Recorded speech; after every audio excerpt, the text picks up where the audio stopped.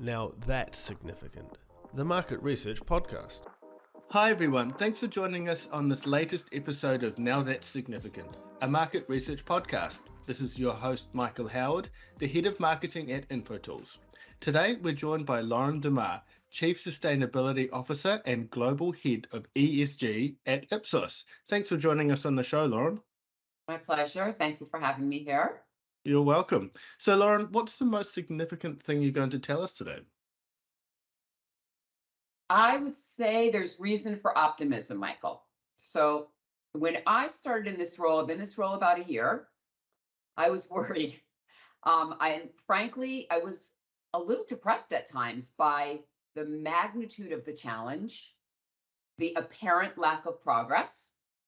But talking to clients over the course of the past year, seeing what they're doing, how innovators are responding, which I'm hearing about. This week is New York City Climate Week, so I'm hearing a lot about that. We are moving. We are moving as a world, as a society. ESG is on the agenda. I think probably the other point is that it will come out over the course maybe of our discussion today, is it's really easy to get overwhelmed by this whole topic to the point almost of like paralysis. It's so big. It's so far-reaching that it's easy to say that as one individual or one company or one public entity, there's not a lot that I can do to move the needle and to affect the kind of change that's needed. And to some extent, that is definitely true. ESG is all interconnected. It's all about coming together and collaborating to get things done. I am seeing industry consortiums sprouting up to address these kinds of challenges. Businesses that would traditionally not share a seat at the same table are doing so, and it's a great thing to see because we're stronger together. I think that's all pretty significant. Yeah, cool. Looking forward to diving into this a little more. So first off, ESG is branded about a fair amount. Do you mind giving us a quick overview of what it is and what it isn't? It's a good place to start because I think there's still a significant amount of confusion when it comes to ESG. So maybe let's start with the second part of your question, what it isn't, okay? ESG is not the same as CSR.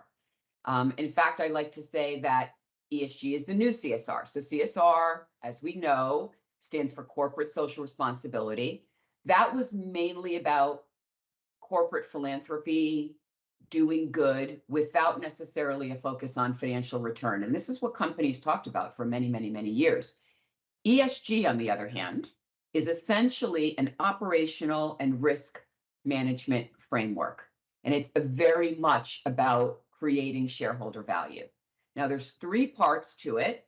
So obviously the first is the E, it's environmental. It's how a business and its actions are affecting the environment. So there you're talking about carbon emissions or pollution, recycling, waste management, usage of energy, that kind of thing. The second part is social. So this is about how a business is treating its employees, how it's treating its customers, the communities in which it does business. Here you're talking about things like diversity and inclusion, your HR policies, human rights, safety, labor standards, things like this. Also charitable work would fall under the whole S piece. And then the third area is governance. This is about how a business runs itself. Here we're talking about board composition, we're talking about executive compensation, but also pretty meaty topics like corruption, business ethics. We're also talking about auditing and compliance. So environmental, social governance. Cool. They're sort of quite separate but interconnected at the same time. Absolutely. So what's Ipsos's take on ESG and how does it play out in the work that you do? ESG, it dovetails really, really well with Ipsos's own reason for being, which Ipsos calls its raison d'etre. You've probably heard about this. Ipsos's raison d'etre is to deliver reliable information so that the world can make better decisions. That's why Ipsos like mission. Our take as a company is that we can help the world be a better place if we're providing true and accurate information and putting that in the hands of the world's decision makers in the public and the private sectors. We're actually in a pretty unique position to do that, to inform citizens, but also businesses, also the media, about how society is evolving on ESG, because we understand the consumer as well as the citizen via our public opinion polling. Probably goes without saying also, but in a world where there's more and more fake news, there's more and more unreliable information, people aren't sure where the truth lies anymore, I mean, so Ipsos is contributing to the betterment of society because we're providing accurate data, accurate and reliable and accurate information that businesses and governments can use to base decisions on, to take action. And to that end, we share everything, our data, our public opinion polling, very generously on lots of different ESG topics. So that's pretty kind of unique place that we sit in this whole conversation. We're doing polls around Earth Day to look at people's attitudes and expectations around climate action. We did a great piece around equality to start to track attitudes around a really important topic. We're looking at trends in what people are concerned about globally.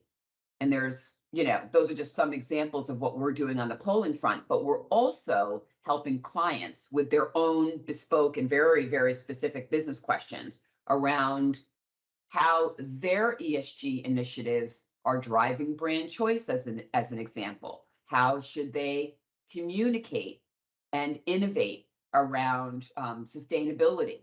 How they should be prioritizing all the different things that they're doing on ESG. We're also helping clients assess and manage their brands and reputation based on what they're doing and what they're communicating on ESG. So a pretty unique, I think, take based on our set of capabilities and the type of work that we're doing in the research and analytics sector. Yeah, it's very interesting. So Ipsos has been reporting on ESG for a while now, as you've mentioned. Are there any significant trends or changes to these trends that we should be concerned or focused on? Trends or changes in trends. So people are more concerned, I would say, about the day-to-day and what is affecting them now. And this can be a challenge for things like ESG, which it takes, as you can imagine, it takes a while to make progress and move the needle. So people are concerned about how I'm going to stretch my paycheck today. How am I going to feed my family? They're less concerned about things that aren't tangible, right? Or that won't have a huge impact on them in their lifetimes. And, they look at climate change and say, well, that may not affect me during my lifetime in terms of, the worst part of it and what's coming. So seeing climate change, we're seeing that take a back seat to inflation, as an example. We do see a big concern around poverty and social inequality. We measure that in our What Worries the World polling that we do monthly. Very, very high on the list, has been for quite some time, again, because that's affecting people now. That's affecting what they're, experiencing on a daily basis. We're also, one of the trends we're also seeing is that people are experiencing crisis overload right now. There are so many crises happening simultaneously, and these are not small or insignificant crises. So you've got the economy, the war in Ukraine, you've got crime, violence, social and political unrest, wildfires, heat waves and floods. It's just a lot. And I, as an individual, can't necessarily control or solve these things. So I'm just going to focus on my immediate world and what I can control. That's a little bit concerning. And maybe I'm going to become maybe more anxious, maybe a little bit more depressed. So there's mental health concerns too. Another kind of, I would say, trend or that we're kind of seeing is around kind of education or the lack of knowledge, right? So, but now people are learning more, particularly when it comes to things like environmental sustainability. They are getting more educated, but there is still a really huge knowledge gap, and we call it the Believe True gap. We ask people things like, what actions can I take that will have the most impact on reducing greenhouse gas emissions, right? And when we ask people that, you have a huge number, like a third of them saying it's, recycling is like, rises to the top of the list. I think it's at like number 2. And almost a quarter of the people say, I should use less packaging. That's right up at the top of the list too. And of course, we know that the top actions that people can take to reduce their carbon footprint are, not to drive or drive less, avoiding air travel, eating less meat. But they don't, they don't understand the impact. There's a huge education need there. So you've got, when they're saying things like recycling, that's much further down the list. Now, is knowledge improving here? It is improving, but it's improving slowly. This year, for the first time, we saw that people, when we asked this question, because it is a survey that they put using renewable electricity at the top of the list. It's not number 1, but it is a significant action that people can take. So that's good progress. It's better than putting recycling at the top of the list. But the believe true gap is something that persists. We still have a knowledge problem, and that's an important place for businesses to play and affect that. One quite handy way I think you can, measure your performance or contribution for ESG is to actually think about it like saving and interest. So with when you're saving financially, you have compound interest that stacks up over time, and it gets larger and larger the longer you're doing it for. So if you think about that from a sustainability point of view, the small steps now will contribute significantly in the future. I love that. And I think that is what it's about, is it's staying in forward motion. It's continuing to take steps. It will, hopefully build on one another. And, people get motivated also by things that they see their friends do, their neighbors do. It will build momentum over time, but education is a big piece. And I think that the more people learn and become educated, the more initiatives and actions that they're going to take. Yeah, nice. So we have touched on this a little bit now, but how are market research teams and insights professionals helping organizations carry out ESG initiatives? How are organizations, or how are market research teams? So so it could be corporate teams, for instance, and client side. Yeah. So we think about what we call the client needs framework, which is a set of business questions around the value chain. ESG is one of those areas that I call a distributed process. It literally affects like every single function within a company. So really understanding the entire value chain and what the businesses are business questions are along that value chain is absolutely critical. So market research teams, for example, within a company need to understand what those questions are. For Ipsos, we're working directly with the insights teams, but we're also working with lots of different stakeholders within the client, again, because the challenges touch many different functions. So we're working with corporate affairs teams or corporate communications teams. We're working with, chief sustainability officers directly, as an example. Lots of different stakeholders to address what is essentially an interconnected set of questions, challenges, and a complex problem. I don't know if that answers your question, Michael. No, it's good. So they obviously have to stay across what's happening and then feed it through and what they're doing as well. They do, but I would say, the insights teams are not the end stakeholder. No. So it really starts with getting to some of these other key stakeholders within the organization that are driving things. And I talk to clients. They sit in many different places. It could be a head of diversity and inclusion. It could be a head of sustainability. As I said, it could be a corporate communications officer. And they report to all different people as well. Some of them are interconnected within a company, and some are more isolated, and that affects how much impact they're going to be able to make. It is one of the challenges around ESG is how do you connect all of these activities? Yeah, sure.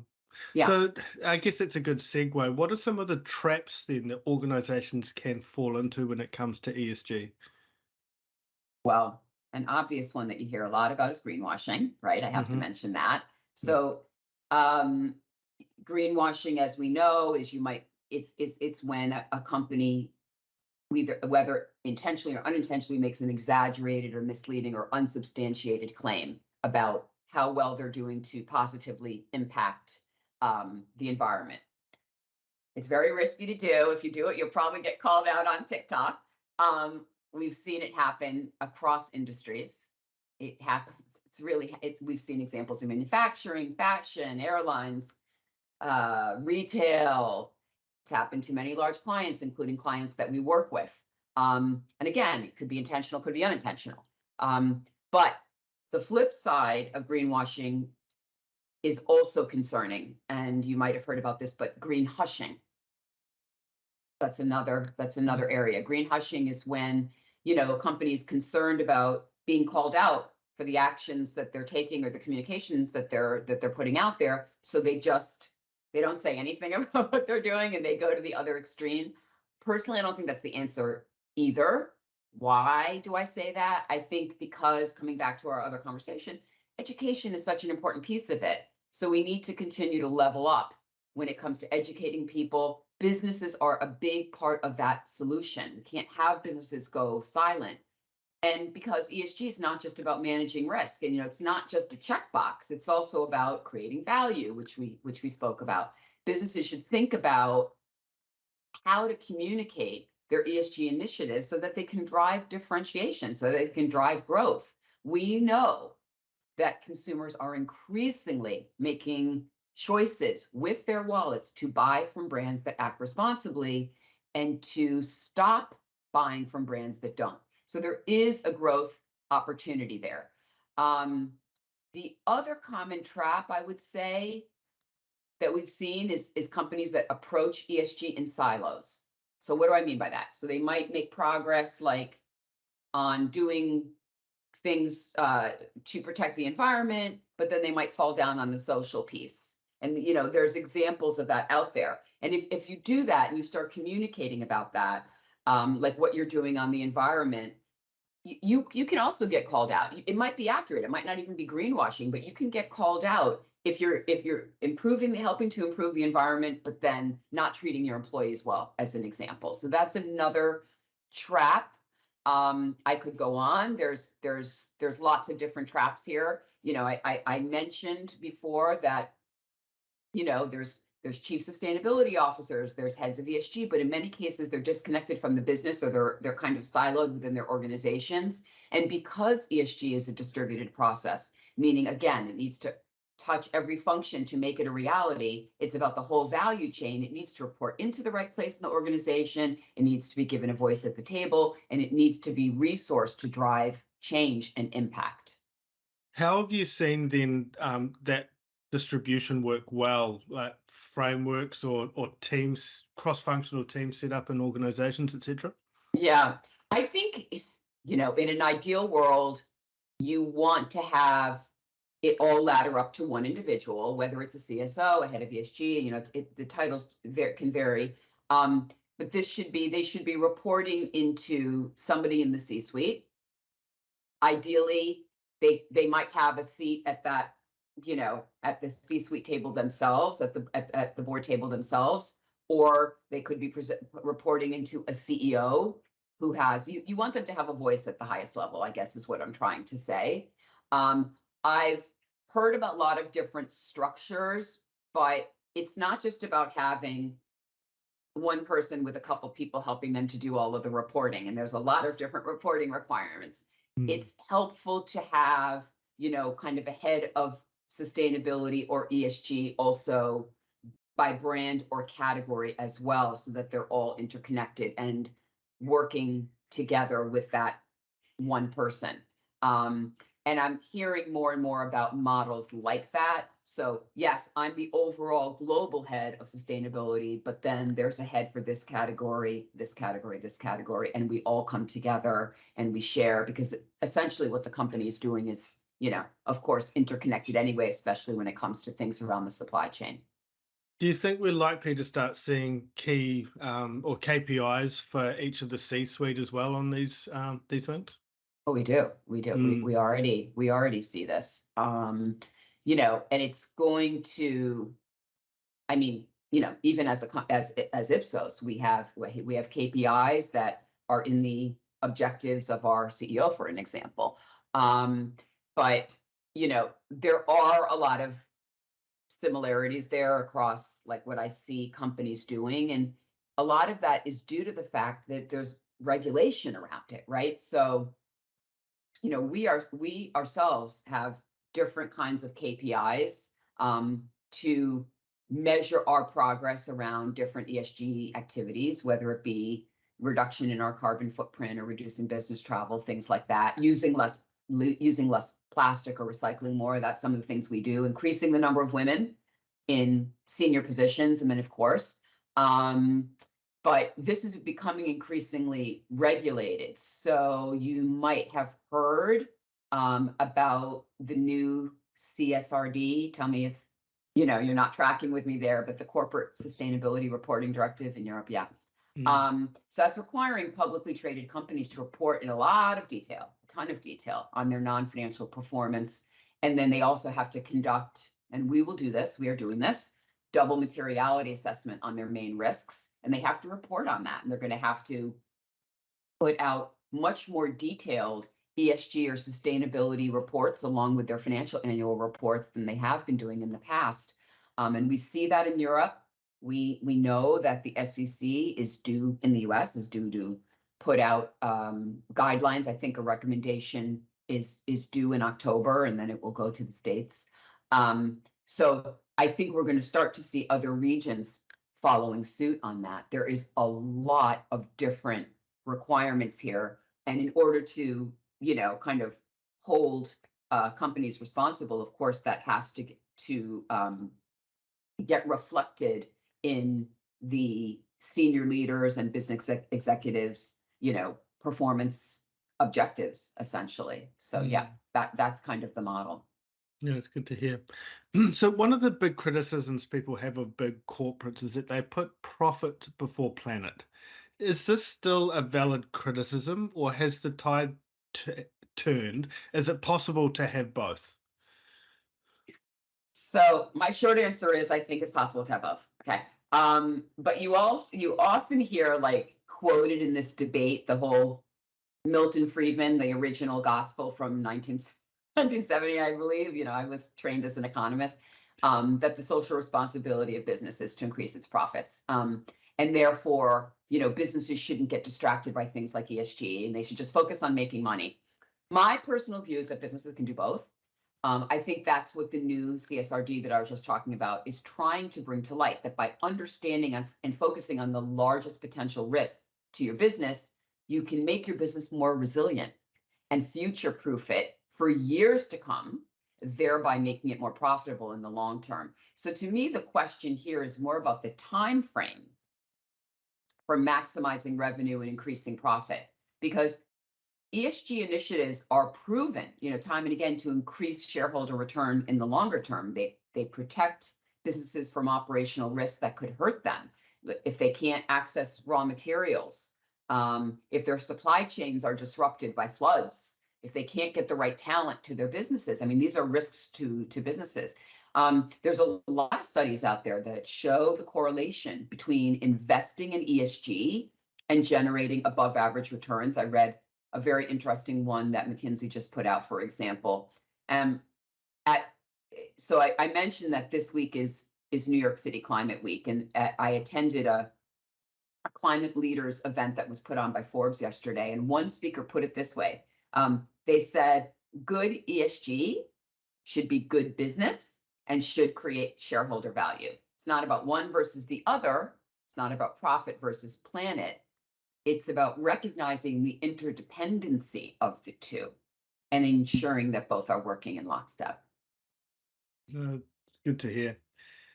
So as we look to close out, do you mind sharing one of your biggest wins that you've seen or witnessed in the ESG space since you've been working in it? I can't pick one. Michael, that's a hard question. I can't pick one. I'm really, really, really proud. Like I said, I'm going on a year. I'm really proud of what we've accomplished in a relatively short time. I like to say, and the reason I think this is, kind of a dream job is that we're making a difference in the world. I mean, things that we're doing are impacting the world. The way that Ipsos thinks about this is kind of we have three different pillars. So we have our thought leadership that we put out there. That's what we say to the world. Then there's the work that we do for clients, and then there's walking the talk and how we act ourselves. We're helping clients with some very, very important business challenges in the ESG space. And do I have a second? Can I say a couple of the things that we're doing or that we've done? Yep. So we're helping them, innovate more sustainably. We're helping them communicate while avoiding greenwashing. Obviously I can't name specific client names when it comes to a lot of the private sector work we're doing. We're doing things like helping clients attract and retain employees by improving their practices around diversity and inclusion. That's a big one. We're also helping governments though. So to measure how effective their programs are around the work that they're doing to protect the environment or provide make clean water available. We're doing work there with the government in India. We help the government in Ecuador to combat chronic child malnutrition. I mean, huge issues. We helped the government of Malaysia develop their strategy for national social policy to address rising inequality in Malaysia. I mean, that's big things. It's hard to pick just one. I'm proud, very, very proud of all the work that we're doing to help clients. I'm also really proud of all the amazing thought leadership that we're putting out there and that we're making freely available on our website, where we now have a new ESG hub there. So it's easy to navigate and find some really, really great material. And like I said, we do that. It's part of our raison d'etre to put out that reliable and accurate information and make that available so that companies and businesses and governments can take the right decisions and the right actions. But I would be remiss if I didn't say a couple things about the important walking the talk actions that Ipsos is doing ourselves. It's super important. We've rolled out our Belong initiative globally, which is about creating an inclusive culture and ensuring diversity of talent and thought in our teams. We ourselves have committed to the SBTI, which is the Science Based Targets Initiative, to achieve net zero by 2050 and cut our emissions in half by 2030. We've taken the Cancer Pledge. We've committed to the UN Women's Empowerment Principles. We've developed new policies around matched giving and employee volunteering. And we've engaged employees in our journey. We have our Make a Difference, as you can see by my little background, our Make a Difference campaign. We're encouraging our employees to get involved and make a difference, whether that's in combating the climate crisis or improving society, and then share what they've done with others and in social media. So it all becomes a situation where we have momentum, where we pay it forward, where we continue to progress action by action and step by step, because that's what it's going to take. Very cool. So I was going to ask if you had any last thoughts, but I think those were very really good ones to close on. But I will offer that question out to you. Any final thoughts to leave the audience? I would just say, as a final thought, don't get overwhelmed by it. It's about taking a big problem and breaking it down into small pieces that you can impact. We can all, as individuals, make choices and decisions and take actions that move the needle every day. And that's what it's going to take. It's all interdependent, it's all interconnected, and it's going to take us all working together to solve it. But just to swing back to what I said at the beginning, there's reason for optimism. I feel better. When I first, and I think that's part of just getting educated, right? When I first started, I was like, oh my God, this is really big. This is really scary. How are we really going to make some of these world problems better? And I see a lot of action being taken by companies and governments, and that gives me a lot of reason for optimism. And hopefully it will be the kind of thing that brings us together as a planet, as opposed to pushing us apart. Yeah, no, to paraphrase Warren Buffett, you're sitting under the shade of a tree because someone planted a tiny little sapling 20, 30 years ago. So there you go. There you go. Very cool. Well, thank you so much for joining us on the episode, Michael. Lauren. Thank you for having me. Really enjoyed hearing your perspectives and how Ipsos is helping corporates around the world with their ESG programs and just business in general. So thank you. You are welcome. Happy to be here. Cheers. And for the listeners out there, if you have liked what you've heard about, feel free to reach out to Lauren and her team. So LinkedIn on their website as well. There was the ESG hub that she mentioned on her website as well. So please check that out. If you have enjoyed this episode too, feel free to subscribe to the podcast as well, share it with others, and even leave a review. So until next time, thanks for listening to Now That's Significant.